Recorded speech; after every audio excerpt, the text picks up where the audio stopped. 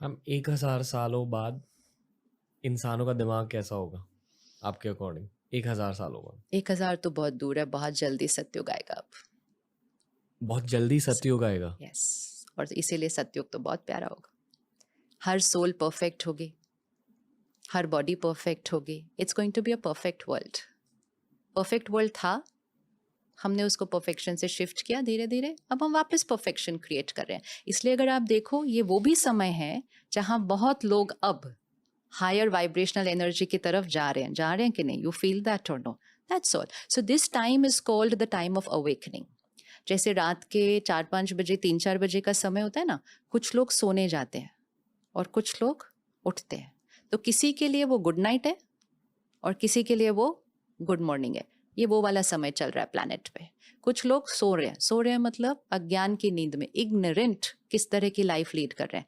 And कुछ लोग awakening, जिसको हम हिंदी में कहते हैं जागरण। जागरण करो मतलब जागो, awakening to a new way of thinking.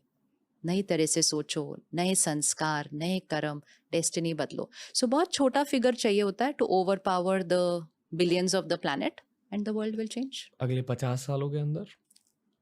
Definitely. Can't okay. You see सृष्टि पर क्या क्या हो रहा है? और कुछ नहीं देखना और सारे फैक्टर्स इग्नोर कर दो, सिर्फ क्लाइमेट और प्लैनेट की कंडीशन को ही देख लो।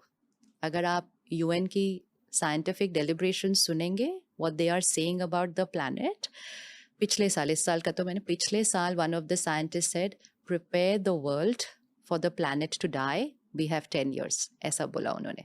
10 years मतलब we are not saying 10 years ना, but we are saying critical, critical हो रही है प्लैनेट की सिचुएशन। मैं सस्टेनेबिलिटी एनवायरनमेंट को लेकर कंटेंट बनाना चाहता हूँ, पर लोग देखते नहीं ऐसा कंटेंट। एग्जैक्टली, लेकिन आप वो मत सोचना, ओके। क्योंकि उस तरह का कंटेंट या कुछ भी generally spiritual content also I feel कम लोग देखते हैं ना, compare to entertainment content. Comparison में तो हमेशा फर्क होगा। तो अगर अभी हम एक टेबल बनाते हैं, लोगों को डिनर पे बुलाते हैं, एक जगह पर स्प्राउट्स है, सैलेड्स है, और एक जगह पर समोसे हैं, चाट पापड़ी है, तो यू नो ना ज्यादा लोग किस तरफ जाने वाले हैं। फिर इसका मतलब ये थोड़ी हम हेल्दी खाना रखना बंद कर देंगे, हमें हेल्दी खाना खिलाना है।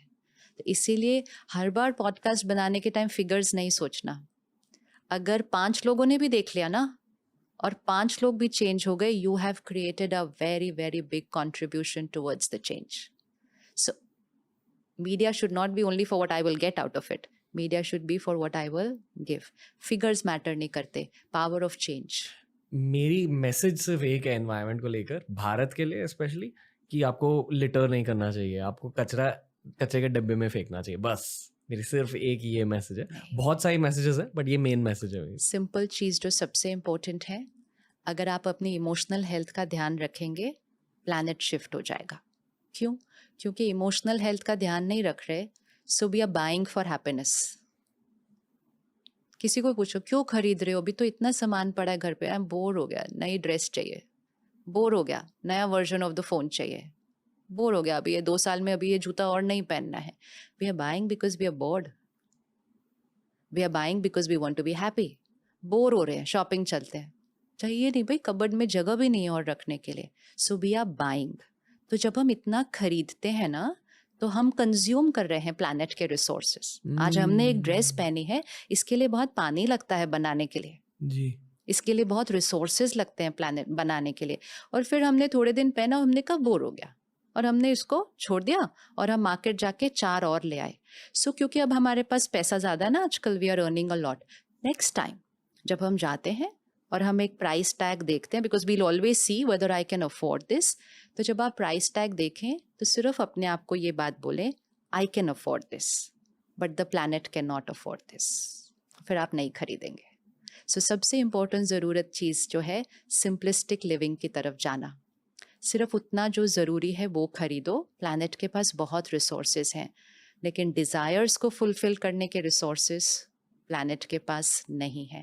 तो सिर्फ अगर हम सब थोड़ा सा सादगी की जीवन की तरफ चले जाएं, उतने कपड़े खरीदें जितनी ज़रूरत है, खुश होने के लिए ना खरीदें और लोगों को इम्प्रेस करने के लिए ना खरीदें, प्लैनेट के पास बहुत है। सो इसीलिए इमोशनल हेल्थ से एनवायरमेंटल हेल्थ कनेक्टेड है। If you are contented, if you are happy, You're not going to buy for happiness.